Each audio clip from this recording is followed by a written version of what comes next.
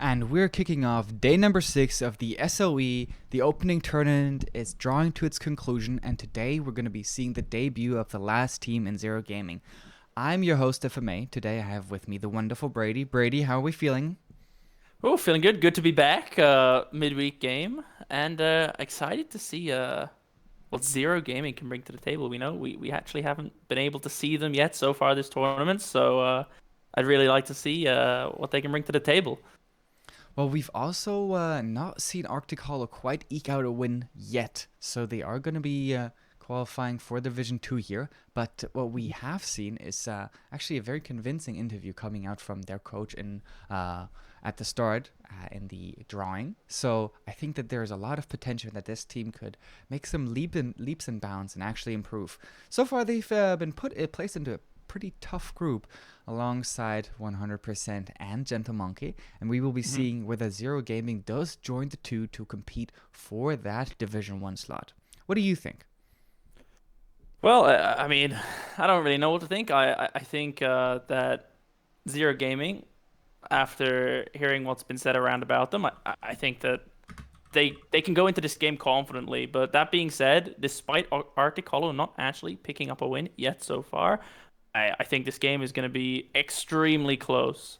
Because I really feel like, again, like a lot of the other teams, Arctic Hollow have actually been quite unlucky not to pick up a win yet. Well, we will be seeing whether they can manage to do so, and starting in the draft phase here is where we're going to be heading. Kane already being banned out against Chunky. I think he does. Understandable. Yeah, he does play a lot of Kane, right? What are some of the other trends that you've noticed so far?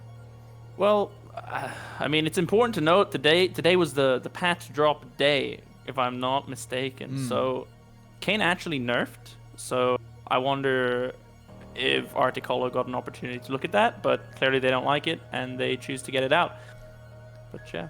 Well, sometimes the comfort can really drive that factor home, and now we do see two of the classic bans here in the SLE, in the Thresh and the Viego, two very, very highly prized champions, so there's no surprise here in seeing both of them banned. What are some other bans that you expect to see, maybe especially with the patch drop today?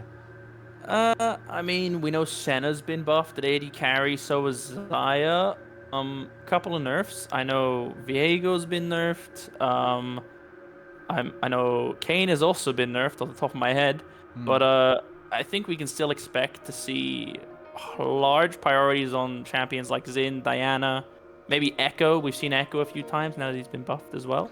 Ooh, Echo Jungle, yeah, that does seem like something that, I mean, I personally really like the Echo Jungle, and the Xin Zhao, once again being locked in here, a mainstay. I think there's no surprise, no shame in locking that champion in for yourself early. The Bruiser item abuser in the Xin Zhao comes out here. Once again, a classic in the SLE so far. I mean, 100%. I just love to see. Oh, looks like an Olaf counter. I mean, do you think that's a counter? What do you think of that matchup in particular?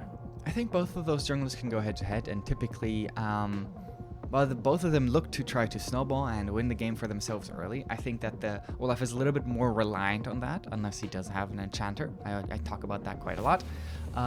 That I do really like seeing those enchanters paired up with the Olaf, especially. And on the side of the Xin Zhao, there's a similar story when paired up with an enchanter. I mean, we're here in Europe. There is always a possibility for that Olaf top lane, like Adam has demonstrated, right? I mean, there's a very funny clip or a funny screenshot of Wonder and Adam when they were scrimming against each other, where Adam locked in Olaf top lane, and Wonder was not happy about that whatsoever, and so he picked the Yuumi top lane, and he was like, nah, this is a waste of my time, I'm not playing this anymore. And then when they played in their most recent matchup, Adam said something in chat like, no Yuumi Sag, and then proceeded to solo kill Wonder 4 times. I mean, yeah, you gotta respect the Olaf, man. Like, I know maybe you don't like playing against it, but you know, it's a strong pick, and you know what else is a strong pick? It's Zaya Rakan if they choose to take it. That is an extremely powerful bot lane. You said that they were buffed. Tell me a little bit more about what happened to them. Well, Zaya, I think she got an ultimate CDR reduction, and I think her Q, if I'm not mistaken, now scales with either level or attack speed. So some nice quality of life buffs all around for Zaya. And I think when paired with the Rakan, it can be very punishing, especially with that Rakan increased E range. I think really makes a difference for that champion in particular. Well, the Zaya is a little bit rough into the Olaf, though, as he does have the ability to run her down quite successfully. However, I do like the matchup into the Varus specifically, as they do have, especially with the Rakan paired alongside her, they do have the ability to lock that champion down. Now, Alistair will be picked into the Rakan, and typically we always see that there's a lot of support counter picks for the side of the Alistair, but in this case, Rakan is actually pretty rough to play into Alistair, so I'm really liking to see the answer here from the side of Devilish. Let's see if if he's proficient and the mechanics are good. Ooh, a lot of respect being thrown around on I think mid lane. We've seen the Akali second and the Ryze second rotation bans. I think understandable considering neither mid laner has been picked, but the Akali ban now, normally I'd say, let's say I'm queuing up in my solo queue games, I see an Akali, I'm like, this champion is hard, but if you've got the skills to play it, my god, it can be punishing. I definitely agree. And we've also seen a couple of Echo mid lanes so far in the tournament already. Now we do see the blind pick Tahm Kench top lane. There's always there's a chance that it goes to the hands of Sixer, as he does like to play some of the more quirky mid laners. I doubt it, as we've also seen that it had huge success in the game yesterday, especially into the Gangplank. And the Gangplank, though disabled, is extremely strong. But, I mean, it's disabled. True. I mean, 2 weeks' time, I'd love to see what Gangplank can do. I think, my goodness, GP as a whole now, with those changes, I think, 5 barrels and they crit more? That's going to be a fun one. Yeah, well, when he does get unlocked for the SLE, which will be in the regular part of the split, then we will see whether he does come out a lot, as I expect that to be very high priority, at least in the first couple of days in solo queue, to sort of feel the champion out. And now we do see the Orianna blind pick, very safe mid laner here for the side of Wesley, who had some... I mean, there are some ups and downs in the game so far, and Yorone does lock himself in the Ornn. Another safe pick. Azir-Orianna matchup. It's a little bit boring. You could also say classic. Both of those mid laners look to scale up into the later stages of the game. Both of those mid laners can take some early priority with some maybe more aggressive keystone choices. But in general, not a lot of action probably going to come out from that mid lane here. What about that top lane matchup? Tell me a little bit more about it. I mean, it's Ornn versus Tahm Kench. I mean, we've seen Ornn actually quite a lot in this tournament so far, and he's proving to really be a problem for these teams because he just seems to win matchups where he really should not be winning. And who knows, perhaps we'll see that again today. But I think this is a bit of a nothing lane. Like, maybe Tahm Kench can land a little bit of poke harass onto Ornn, but like, unless the Olaf gets an extremely good gank off, I don't see a world where they can keep the Ornn locked down and really like punish him and punish his early game. What about you? I think that Ornn has been extremely solid, especially in the tournament. That is why so many people are gravitating towards it. I mean, he's the #1 champion to get dives and actually come out on top of it, right? And that was the story of the first couple of days of the Supreme League. But yeah, we will see if the Tahm Kench does fare a little bit better into it, as we have seen a very dominant performance coming out from that Tahm Kench from Ruzu yesterday. We'll see how Popiteka will wield that pick for himself, and whether he can look to find similar leads, or at least maybe free himself from that lane. Now we have to talk about... Oh, go on. I was going to say, speaking of the freeing ourselves from lane, Alistar, notorious for rushing Mobies, and then you're just never going to see him on bot lane again. Do you think, we can expect more of that style of an Alistar today, or you think we're going to see a lane Alistar more so? I mean, we have seen some absolutely amazing supports, and some of the best supports that we have had so far in the tournament actually free themselves up a lot to get those roams to mid lane off. I remember especially Flay today, yesterday, coming out and having an incredible performance. So yeah, we will have to see whether that actually happens from the Alistar. We would like to see it. I would hope to see it. True. because that makes a good support for me. But I think a similar story can be told about Rakans. Now, Rakans are obviously super solid laners, especially paired up together, and they have a lot of pick potential. They have a lot of creative ways that they can play around. But then also Rakan, on the one hand, is a very good roamer. Like, he's excellent when paired up with a jungler. And then Xayah, on the other hand, is also excellent when left a little bit on her own, as she does have a lot of defensive tools. She has range that she can work with. She can fall back and let the feathers do some work. And then the defensive ultimate is, of course, a very powerful cooldown. So even from the side of the bot lane of Arctic Hollow here, I think we could be seeing some of the roams from Sean here. And more about maybe how the game is going to be played out. What would you like to see both teams do in maybe the early and mid phases of the game? Like, how would you like to see these teams play? And yeah, tell me a little more about that. I think they have very similar mid jungle 2v2s, right?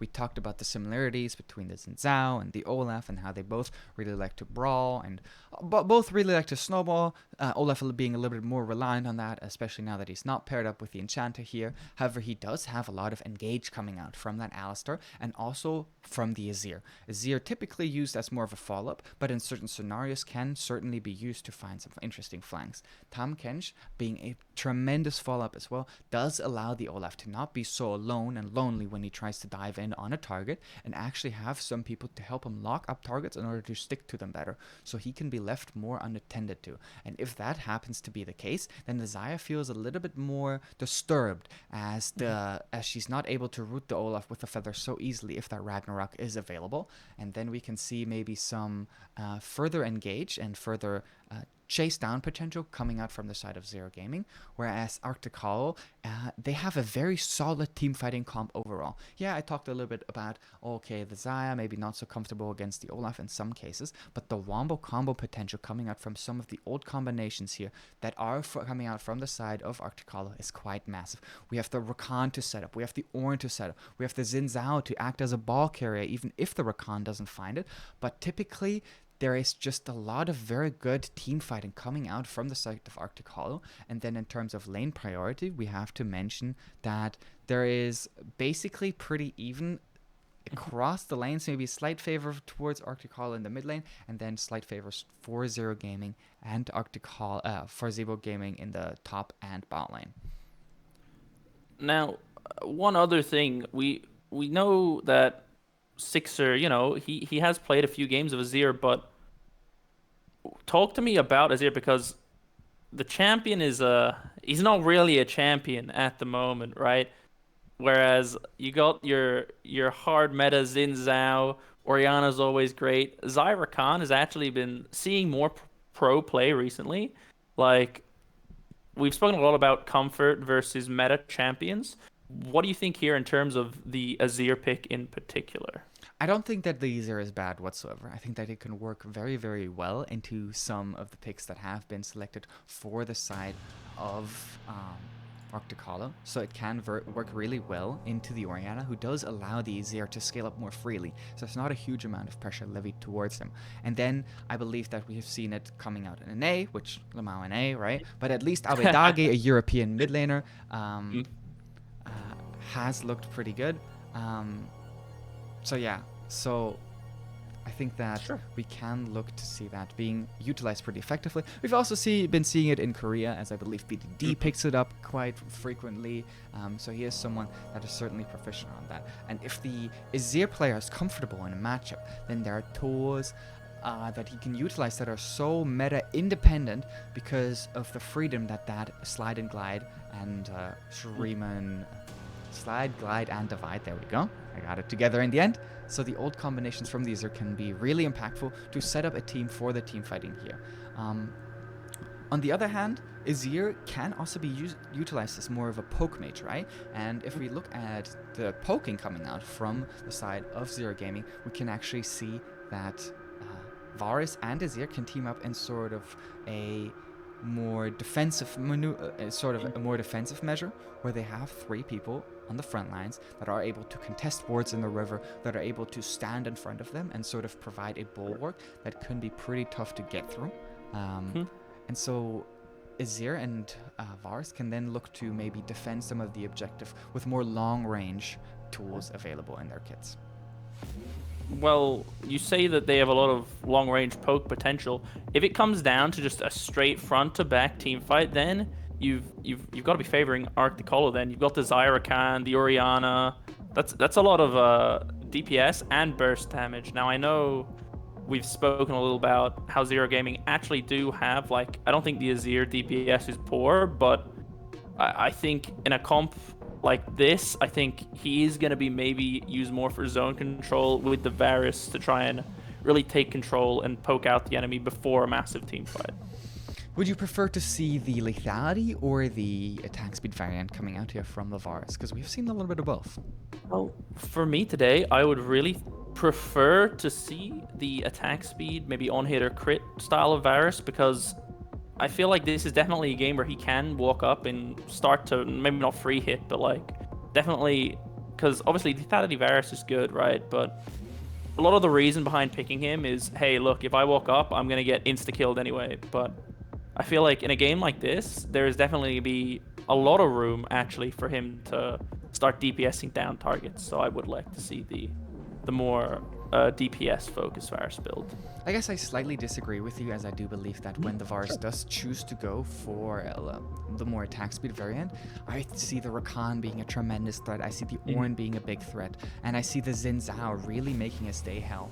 And then with that Orianna ball, the Xayah feathers, I see a lot of threats that are actually levied towards the Varus. So, I mean, we see that there is a Halo Blades here coming out for the side of the Varus, which does maybe lean a bit more towards one variant than the other, but both can be played with this Keystone choice. For the side of the other Keystone choices, is there anything that you noticed so far? I mean, you want to talk about the Phase Rush Alistar, perhaps giving away the that more roaming potential style of Alistar. You've got your Water Walking, you got Hex Flash and Phase Rush, you know? You can really get around the map and make things happen, which I think especially around the level 6, if you get an Olaf, an Azir, and an Alistar coordinated on mid with an Alice or an Azir shuffle to start off the play, I think there really isn't a whole lot this Orianna is going to be able to do, and that's what I'd like to see them go for this game. Well, the Orianna can be a little bit of a sitting duck, as we mentioned how beefy some of the frontliners are. But that also does mean that all of them have to walk at the Orianna. Tahm Kench a little bit less so, as he does have the W available, and that dive can certainly come out from his side. But Olaf and Alistar might have to pop their ultimates in order to try to survive the ultimate coming out from the side of the Orianna here.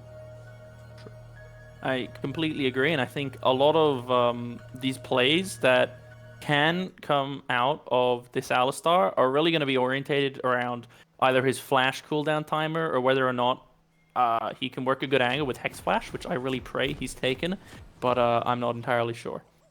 Well, we are finally loaded into our first game of the day and the first game of Zero Gaming here.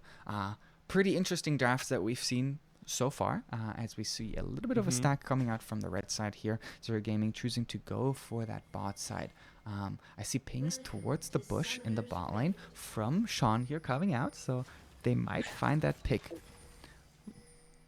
The stack continues to move forward here, but I believe that Sean has actually spotted them out, and now the side of Arctic Hollow does actually know. Well, I mean, even if that invade goes off, like, what CC do you have? Maybe the Alistar Flash Q? I mean, I don't really see how that works. But, you know, I appreciate the effort, you know, a little bit of a spice in the works. Try and cheese an early kill, get an early lead for yourself. Maybe that was the idea. And the Olaf obviously being a pretty good champion level 1. I mean, at the end of the day, he does have the chase down potential, at least as a man. Can I say how much I like the Hextech Alistar skin? I think it is gorgeous. I know people really like the Black Frost skin, but I'm just a sucker for Hextech skins in general. So please, Rito, give me more of them gemstones. I would like to have that. Oh, Orianna does spot out Sixer here, as Wesley already has information on that. And they're faking the leash. So now the side of Arctic Hollow cannot quite be sure of where Chunky will actually be starting. I believe this might be the first faked leash that we see in the tournament so far, and I am really, really appreciative of that. I mean, I'm surprised we haven't seen this strategy more often, because if you can hide where your jungler starts, I mean, you can almost like pretend to have lane priority on a side of a map that enemy team really has no idea, and that can be really beneficial for maybe a scuttle crab or just, you know, lane states in general. Well, we will be seeing that coming out here from the side of Zero Gaming, already having thought up a cute little game plan and maybe the extra time for preparation that they have taken for themselves. Well, they are going to be engaged here by the first level 2 here coming out from the side of Arctic Hollow. We do find that level 2 advantage, and then a little bit of damage on towards both of the bot lane members. Will be traded back towards the side of Sean here, but no great deal of action coming out here. Some good respect to the Zyra Khan lane hitting level 2 first. That is not a lane that you want to be messing with level 2, level 3, because, my god, they have some crazy 2v2 potential. Some of the best at that stage of the game. Mm-hmm. So yeah, we will be seeing just a pretty calm start here. Both junglers actually clearing their blue side entirely, now on their red buff after having done their raptors, and Olaf will be walking to his Krugs as he's a little bit quicker than the Xin Zhao here, who is just now finishing up his red buff. Chunky did elect to smite his red. That doesn't mean that he doesn't have it available to take the shield off the Scuttle Crab. Whereas Dreambird does still have that available for himself, moves towards that bot side Scuttle, and in the meantime Chunky will be spotted out here on that ward as he's cleared 6 camps already, so has a bit of a camp advantage here, but Dreambird finishing the Scuttle Crab first will mean that they're at a pretty similar pace here in general. Chunky now finding the Scuttle Crab and just now taking the shield off, so we'll be a little bit behind in terms of that, but Dreamburn not having his 6th camp in the jungle cleared does mean that he will now be walking towards it, and Zhao being a little bit slower in the clear in general. What do you think about this Xin Zhao decision to clear top to bot here?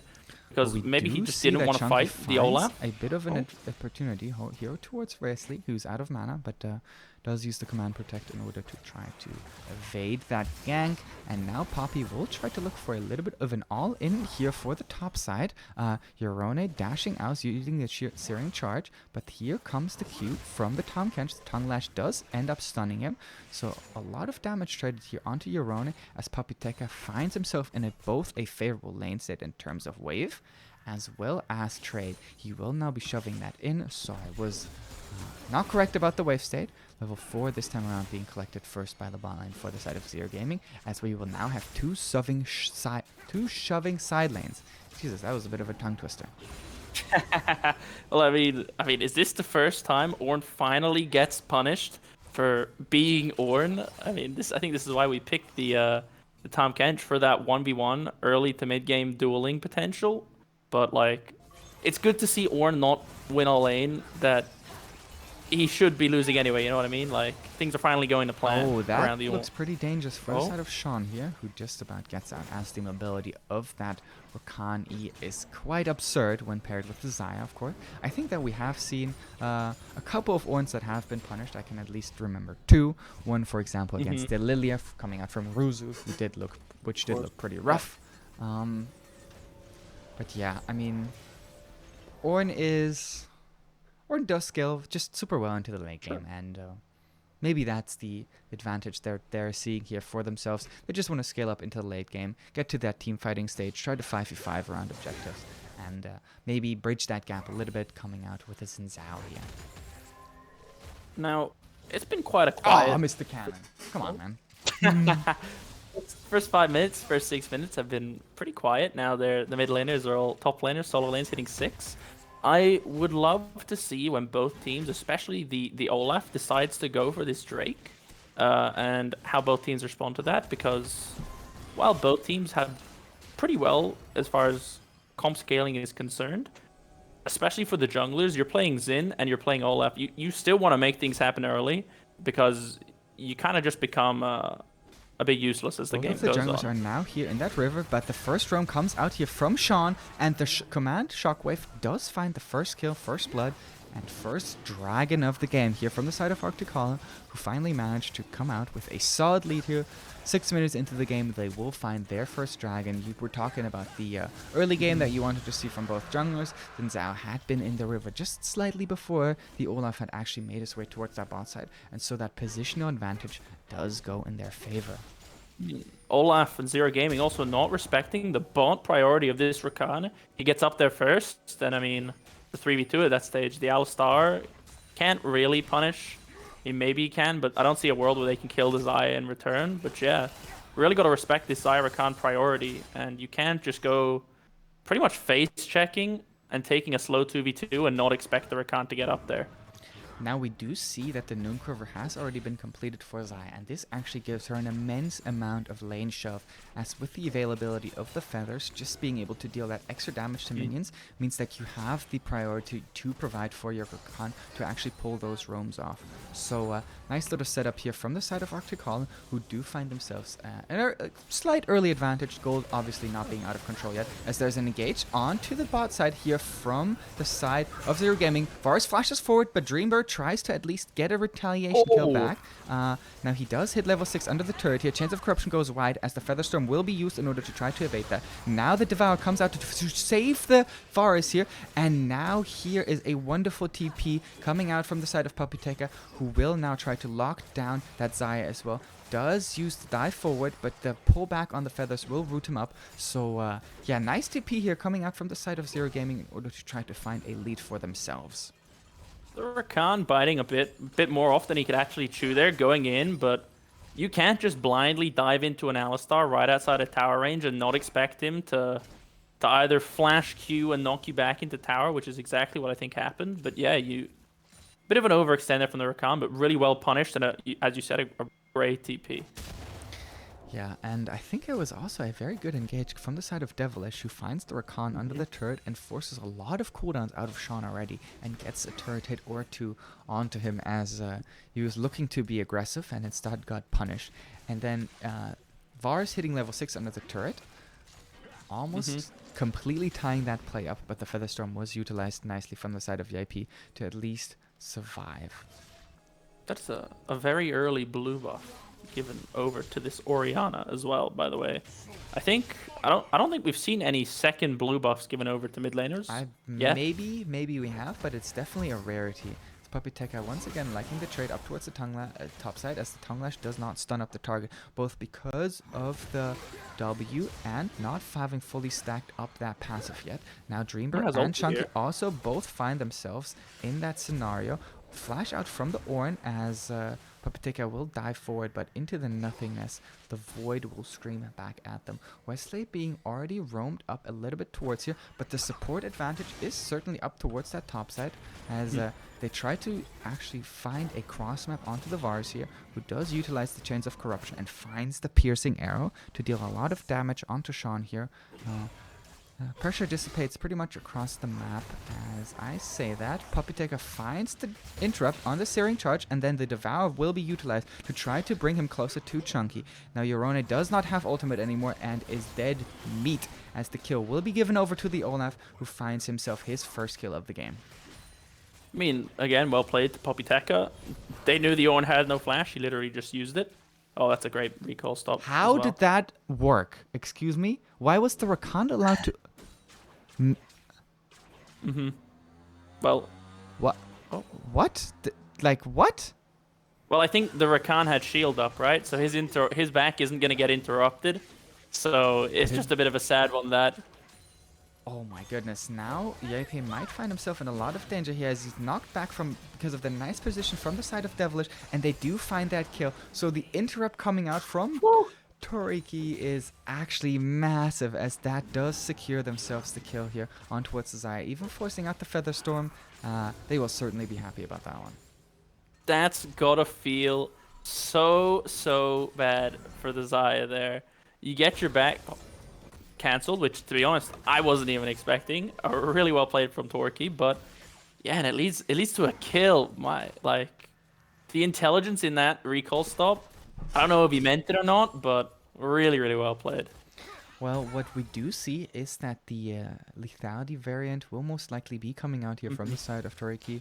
Um, yeah, he finds himself already a 2-kill advantage, and if the lethality virus is starting to snowball, he can be terrifying in late game, as all he has to do is hit 2 arrows in a team fight, and basically the team fight is already won at that point.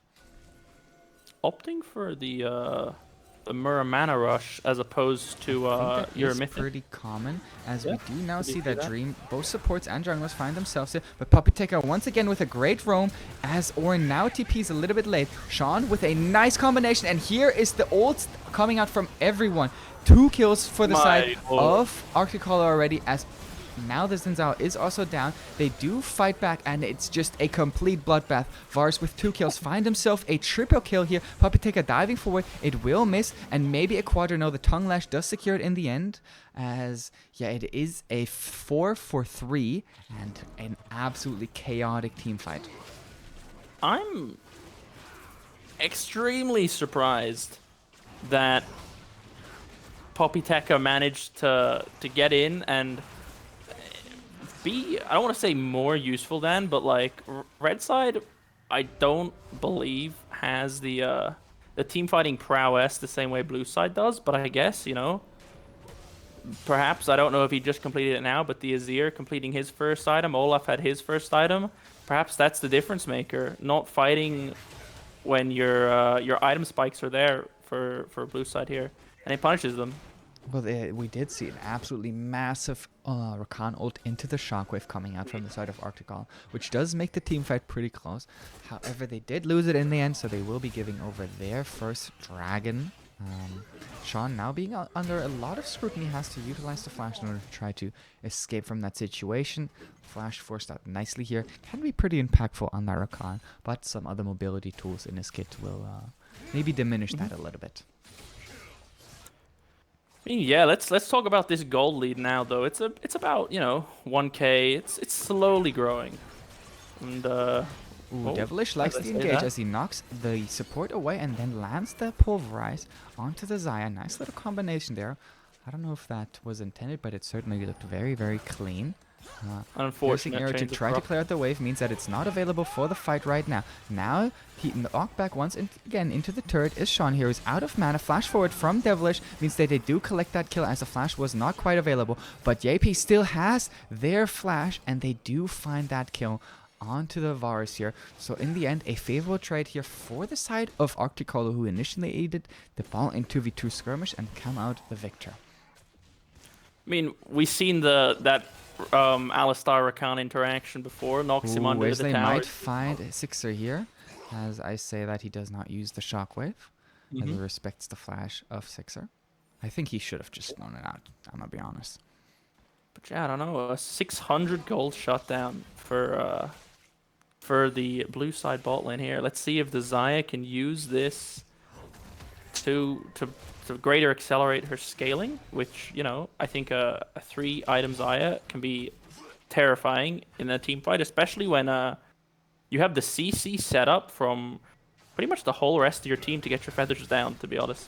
Yeah, you really do. As we now see that a nice interrupt on the dash coming out from Sean, who finds another roam, and Wesley with the shockwave this time around does not wait, does not hesitate, and finds himself his 4th kill. So now a huge advantage here for the side of the mid lane coming out from Arctic Hall. I mentioned that Wesley had previously been looking pretty good even in some of their losses, as they do place down the hero that they did secure for themselves earlier, and that those plates will go over to Dreamber. As I tell a lie, plates are already down. So the Herald being utilized very ineffectively here, actually. I mean, that was such a good vision play. Like, you're the Azir in this scenario. You see a Rakan freezing 2 waves in your face. You're like, yo, that's not happening, right? Not on my watch. Next thing you know, Orianna ball, Rakan jumps in, and Orianna ult, and you're just dead. I mean, another great play, and very well thought through from the support and mid lane. Indeed it has. So once again, nice combination here coming up from Sean, who frees himself from that lane after making that bot lane play happen, and finds a good kill here to secure additional pressure for mid lane. And Yeah, now the gold lead is completely tied up. Dead even. I mean, yeah, I mean, Ooh, this this game is looks a bit close. like the Vars is caught out here as the flash forward and the crescent sweep will knock Toriki back as he's still under so much threat. He cannot quite escape, did not have the flash available at all. So a beautiful play here from the side of Dreamber, who does not proc his passive, so a super good insect here. Yeah, true. There's Insect coming in, the nice flash ulti play. I mean, you don't get to see it too often, but, you know, it looks really good when it comes off. It does. It really, really does. We do now see that Dreamber is trying to clear some of the vision in his own jungle. Uses that vision plant. I think... I don't quite remember what the vision plant is called. God, I can't remember. It's like the Scryer's Scry's something. Orb. Scry's Bloom. Scry's Bloom. There we go. Aha, there we go. Nice. Nice. We're on it today. Yeah, dude, that was good. Now we will just head back to more of a calm state. As I say that, Rakan flashes forward and finds yet another interrupt. This time around, the shockwave is a little bit late, but Sean trading flashes with the mid laner will certainly like to see that. And looking really, really good. That aggressive flash forward to cancel yet another dive from the Azir. He's read that, man, pretty well so far. I mean, yeah. Sean, though, really putting it down on the mid lane here today. Like, that's the third ult he's had on Rome. Like, he's really making it a point to get out of lane and make things happen around the map. Well, I mean, Xayah doing what Xayah does best. She's just gonna quietly farm, and she's got a small CS lead, but it's a bit negligible at the moment. Also, the Xayah on her own is pretty much a very similar champion to Xayah with a Rakan. So the Rakan just teaming up with Xayah when it fits him, as now the fight has been started off with the change of corruption. Flash forward here, coming out from the side of Devilish, who does knock Wesley back, who does utilize the flash. The Dragon will already go over, but a huge Ornhorde onto the side of Toriki, and the Rakan is in the backline disrupting. But meanwhile, the Alistar actually finds the kill onto the Zinza. More kills going over in favor of Arctic Hollow as they win yet another team fight against the comp that we had been making out to win those team fights consistently. A 5-0 here for Zero Gaming, and yet another early game skirmish. We had not been taken into account how good this comp would be at this point of the game.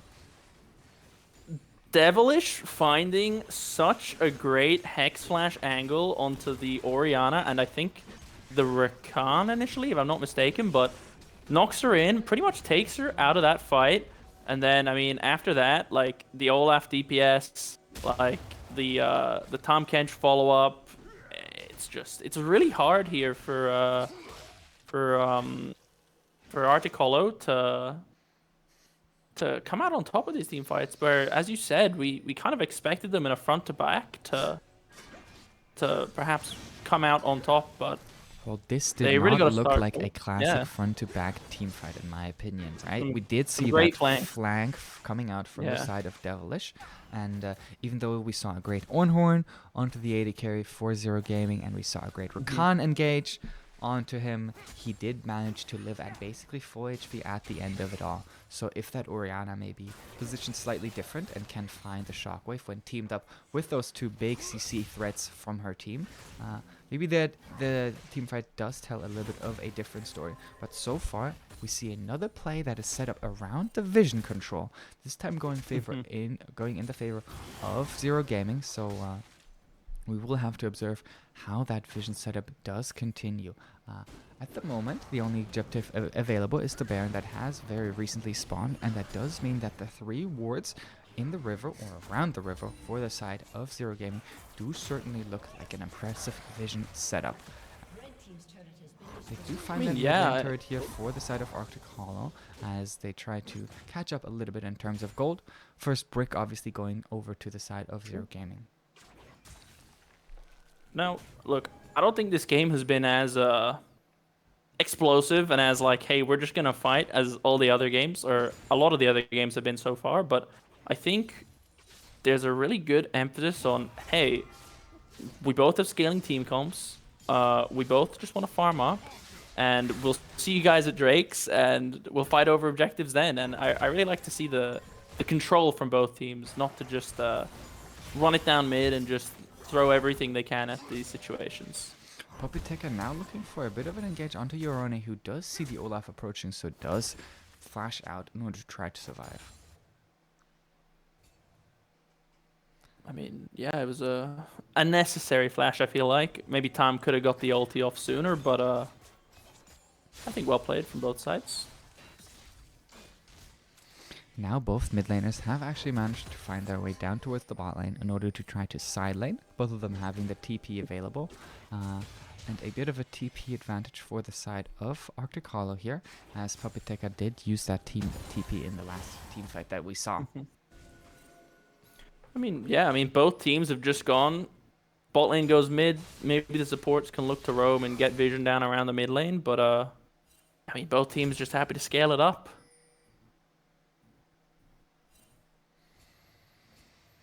Now the vision wars do continue, so talk to me a little bit more about what we see here coming out in terms of vision advantages. Well, I mean, both teams doing a really, really good job at getting vision out when they can and when it's safe. You see both teams looking for mid prio, and then they both go to ward together, and then, you know, red side will push back. They'll have mid prio, they'll go in D ward, but it's really looking like a bit of a war of attrition over the vision here. But yeah, as we see, like, I think both sides are doing a good job. Blue side, perhaps, you know, edging out. They have some slightly more aggressive wards, but, you know, they're really putting a lot of emphasis on contesting vision around these objectives so that they can either look for their own flanks or perhaps to spot out a flank. Because if you can spot out a flank, it becomes very easy to almost just 5-man turn on the flank or just catch someone else out rotating. So yeah, vision is always king around objectives. Let's talk a little bit more about the itemization coming out from the side of the bot lane of Zero Gaming. We see Eclipse and the Chem Tank. I mean, Chem Tank is not an abnormal. Back when Chem Tank was really meta, we used to see Alistars take it a lot, but it really gives him an easier time finding these engages because, I mean, you can go Shirelias, but then you're just not going to be tanky. You have Phase Rush and Shirelias, you're just going to get one shot. I know you have your ult, but with the Chem Tank, you can really look to just run someone down. Is already started up and goes down extremely low. Maybe a Shockwave to try to secure it, but it does just go in favor of the side of Zero Gaming, who find themselves now at Soul Point. Bit of mid priority here for the side of Arctic Hollow, as Dreamberg does clear that ward in the river. Yeah, but then let's talk a bit more about the virus itemization. The virus itemization, he has gone the Eclipse. Ooh, this time Sean might be caught, and the Chains of Corruption do find its mark, as Papiteka does find himself that kill. Nicely done here, as we did say that they were clearing vision very carefully, and whenever they were being very respectful of each other, but that respect lacking there means that he does fall. Yeah. Top lane trade again. I don't think this is going to lead to anything. Yeah, I mean, yeah, it's just two big tanks just juking it out. I don't expect to see a whole lot happening up here. But yeah, you mentioned the Varus build. What do you think about Eclipse Varus? Because I know in situations where perhaps he's getting poked out a bit more, you can really benefit from having that lifesteal, but I don't perhaps fully see the reasoning to take the Eclipse here over perhaps the Duskblade. I would tend to agree in many cases. I think that there is a lot of dive coming in from the side of Arctic Hollow, right? On towards that Varus potentially. We have seen some setups that have looked very nicely. And him actually being able to heal up with that Omnivamp, even from the piercing arrows and from everything in his toolkit, not just the auto attacks, has meant that even though he dropped very low in that team fight, he was actually able to heal to completion. Wow. And I mean, the shield as well, right? Also very, very Q auto, good. procs your shield. Yeah. So I don't mind it. I do prefer the Duskblade, of course. I think that there is more damage available if you do take that. But if you're this fed, maybe you're saying, okay, well, I have all the gold that I need already to deal damage. What I would like to build is some way of actually surviving some of the threats thrown at me from the other team. We also see Varus taking the red buff. I'm not sure if Piercing Arrow applies on hit effects, but I don't know if it might be more beneficial actually for the Olaf to take it. Very, Watch very out. We cute. see the vision control back to being respectful. Oriana sitting with the Xin Zhao behind her. It's good to see, but yeah, perhaps learning from Sean's mistake there. Here is Citizen Zhao to contest some of the jungle camps from Chunky, who's not quite even near any of this, and is walking to a lonely Gromp. Seems like an interesting pathing here coming out from the side of Chunky, who chooses to go for a Gromp over securing control and pressure around the Baron. And now Arctic Hollow is in a pretty good position. They're clearing out vision, and they're even starting up the Baron. This looks like a huge mistake coming out from Chunky here. They might still be able to remedy this, but you could have just avoided even being under this much pressure. Baron already down to 9,000 HP as the two tanks from the side of Zero Gaming look across the wall here. TP coming out from the Azir, and the TP being the price that Arctic Hollow, no, that Zero Gaming has to play because of the pathing of Chunky here. So a mistake. I mean, I agree that it was a mistake, but from Arctic Hollow's perspective, I don't think they had any idea he was bot. I don't know if he did walk over a ward, so they saw him. He did one. He did. Oh, well, then it was a That's great why call they- from Arctic Hollow. that's why they- Starts oh. up before. We have Oh, a of bit of a course. pause going on here. Yeah. Slight disconnect as it seems. And now let's talk. I mean, I mentioned how good the vision control was as they started up the Baron, but in their retake of the Baron, we can see just how much pressure they can actually put down. Because look at how many wards are actually thrown down by Zero Gaming. It's like they panicked and they all warded at the same time. And it looks just gorgeous, right? It looks like True. absolute insanity. I mean, 6 normal wards around the pit, and then 2 control wards. That is crazy. As I mean, feel it's like the map is, 7. yeah. We are 7. being treated to a vision game here. My goodness, the map lit up like a Christmas tree permanently. But perhaps I don't want to say too much vision because I don't think you can ever have that. But a lot of vision in the same places here. I think you can have too much vision because what this means is that now all of their warding trinkets, for example, will be on cooldown. So if the side of Arctic Hollow does actually go in and start to sweep some of these wards out, oh my goodness, it's actually 8 wards, by the way. That is just crazy. I mean, if you take a look at the vision score of this Varus, by the way, he's sitting Oh pretty my at goodness. 55. At 27 minutes into the game, we have the wonderful Jeez. spectator bug once again. We love to see it. Let's see if this will continue. It does still look like it's bugged.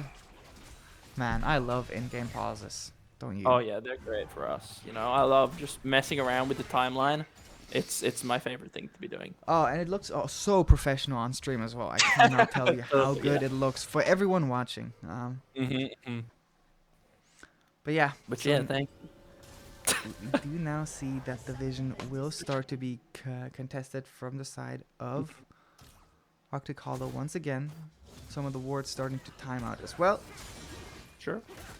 But now Zero Gaming has also littered some wards down towards the bot side as the dragon will be spawning in just about a minute. JP already having reset is close to his 3-item completion as he does pick himself up a red buff. For the side of Toriki, he does already find himself at 3-item. I think Zero Gaming actually going in to ward that up a little preemptively because now they've lost their mid priority. The Alistar had to go back, and now it's free for Arctic Hollow just to walk in, take all the vision back, and control this area now. The second time that the Arctic Hollow has actually demonstrated very, very good timing. And maybe it's this time that's required to find the teamfights that they're looking for. As the Azir turret will be placed down here, but they're turning onto Chunky, who does not have the Ragnarok available anymore. Puppy Ticker coming to try to protect. Turns of Corruption also going down, but Chunky will fall as the first casualty of the fight. Now Dreamber as the second one, as a nice shockwave and a beautiful follow-up from Wesley, who basically 100 to 0 that Azir, and another great knock-up from the side of Yorone as more pressure is levied towards Toriki, but his positioning has been pretty outstanding so far. They do now find the kill onto his Alistar in return as he's just trying to stay safe. The piercing arrow does secure that My kill, and God. Sean will fall. Toriki really turning that fight out around completely, having an absolutely massive performance so far, as he's now chasing Yape here, who does not find the route so far, and now they're fighting in that river, and Toriki coming out the victor as he does have so much damage available. Basically 1v4 here for the side of Toriki, who's just trying to play around this front line, and another chain of corruption and piercing arrow come out.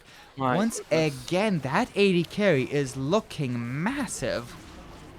What a play there from Tariq. He was constantly on it. He was pumping out damage right there, but I don't think it gets much better for Arctic Hollow. They had the vision control. They found 2 picks super quickly. I mean, but I mean, we said it before. Torquay just pumping the damage. I don't know how much he did, but I'm pretty sure he got maybe an unofficial quadra, perhaps even that fight. Yeah. Like And that. maybe he picked up all 5 kills. I'm not quite. I think he may have. An unofficial penta? My goodness. That's crazy. That was a crazy fight, and I think unlike any other AD carry performance we've seen yet so far. Of course, we've seen some pretty good AD carries. We've even seen some carry the game, but this was just an absolute pop-off moment coming out from that AD carry Yeah. here.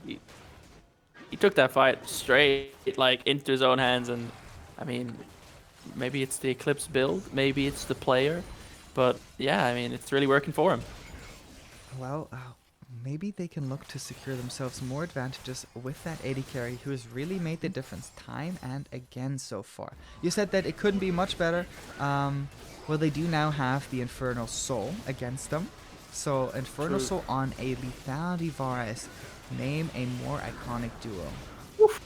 That is a. Oh my yeah, goodness, his he coach- just outsmited his jungler.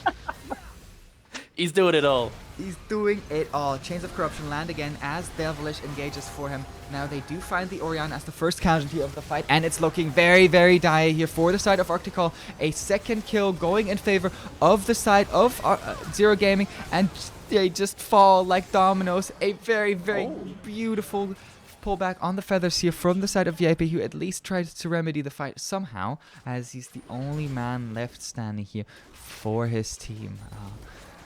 I mean, we've just seen Zero Gaming out team fight and out skirmish their way to a lead that's starting to balloon out of control now. They have the Soul, they have the Baron, and they're looking to really press down on the base here as Tom Kench looks to dive. Well, he is just trying to provide a bit of a frontline here for his AD carry, who does land the Chains of Corruption. That's a Dad Zaya. That's a one-shot. My god, that damage. That is a 13 and 2 variance if ever I've seen one.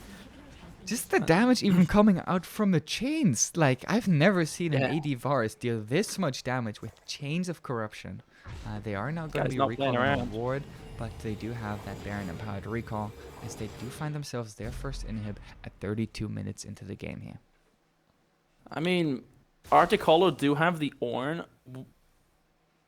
Or they're kind of at the foot of a mountain here, but what do you think? Is this mountain insurpassable for them, or do you think there's definitely or potentially ways that they can, climb their way back into this one? I think if there was any kind of team comp, it would be one with a Wombo combo team fight setup. And I think that Arctic Hollow do have the tools to actually find miracles like that. They just haven't found them on the Varus here so far, who has just managed to outposition everyone on the map. And now with his flash available, with his heal available, and the pure amount of damage that he can do, True. even has completed himself an Edge of Night to give himself more safety, to feel more secure, as a lot of cross-mapping going on right now. Chunky maybe looking for a little bit of an aggressive move here in this 2v3, but comes out True. on top here. I really don't know how I feel about trying to cross map against a Baron empowered team.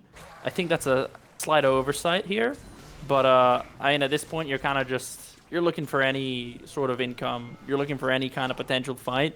So I can understand why they chose to do it. All eggs are in the Toriki basket here. Mm-hmm. So if that I mean, basket is flipped over, then that would be massive. but that Oh. has not looked to be the case so far, as the Devour protects him initially. Now he does land the Chains of Corruption, does have the shield from the Edge of Night, and no pressure levied towards him as Yorone, the main tank here, goes down as the first casualty of the fight. Shockwave once again not on that 80 carry, and here is a 3-man flash knockup from the side, and finally some CC onto Toriki, who does have himself the stopwatch here, but looks to be going down. As I say that, he does have a beautiful flash to just get away, and oh my goodness, just at the end, the command dissonance does find the kill.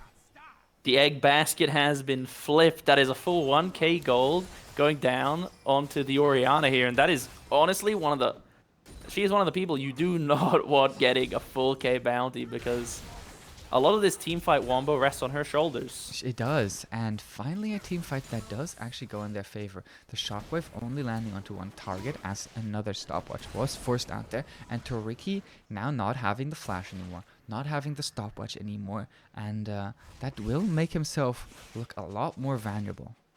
True, I agree, but like, you really had to see how much effort and resources Arctic Hollow had to put into getting that kill onto this Varus. And I mean, to re-coordinate a team fight like that, I know the Varus isn't going to have flash, isn't going to have stopwatch anymore, but that is a... Sean and Toriki before this have the equal vision score. Equal My vision good- score. As now he's My- actually ahead. That is so crazy to me. 80 carries out warding the enemy support. Like, how is this guy doing this? Like, This will certainly be something that has to be looked at more closely. An absolutely crazy performance here from the side of Toriki, who still has a 200 gold shutdown after already having gone down once. Now the dragon, Elder Dragon. Elder Dragon, Elder Dragon, Elder Dragon. Poppy Tekka in that top lane has the TP up. That was a lot of T silence. I hope.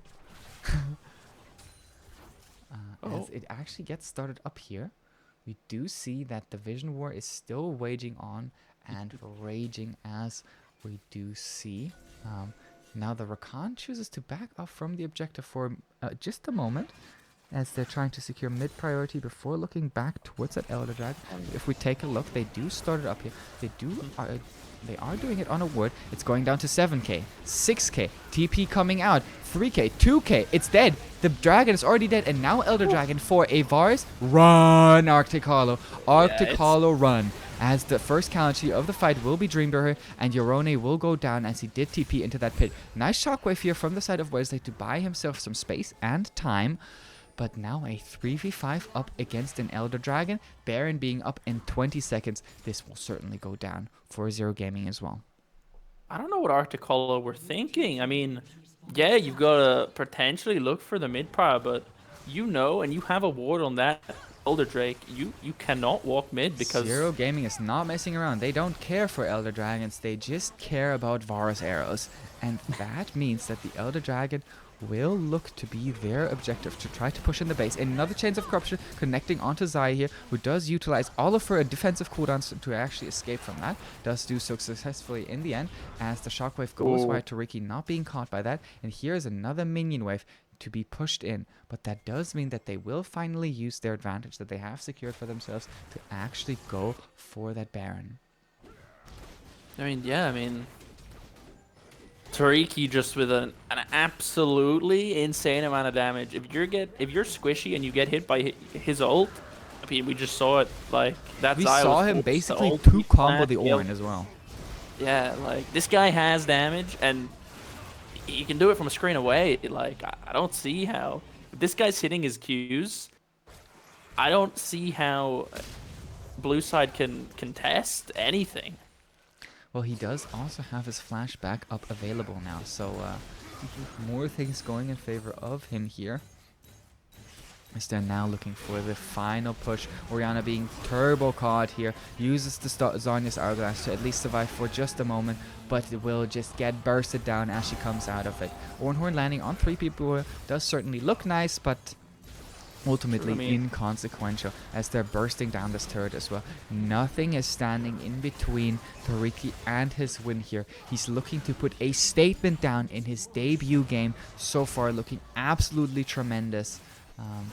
More minion waves now coming in. The next minion wave will arrive from that mid lane, as it is a very weirdly clustered minion wave. What happened here? Oh. I do say that as the team fight is raging in the base, and we do see that Sixer lands a nice Shuriman shuffle to try to actually secure themselves the game in the end. However, Toriki did fall. Can they still end? It does certainly seem that way. Elder Dragon has timed out. Second Nexus turret does fall as well. Chunky trying to get away, but the attack speed of the Azir and the final hits from the Tahm do finish off the game in the end. Yeah, without the Orianna in the fights, you can see how quickly this team goes from coordinated great wombo to dribs and drabs, some great ultis, but like they're just ineffective at starting and really closing out these team fights.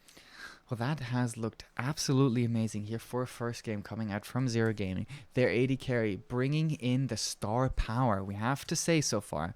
Looking absolutely tremendous.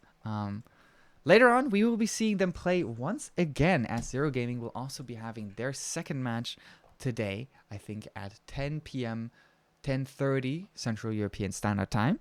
So for you British people, that is 9:30. So yeah, I think we will be seeing you guys later. I'm certainly looking forward to that game already and to see what the side of Zero Gaming can bring then. True. Thank you guys for tuning in. We will be seeing you then. Until then, stay calm.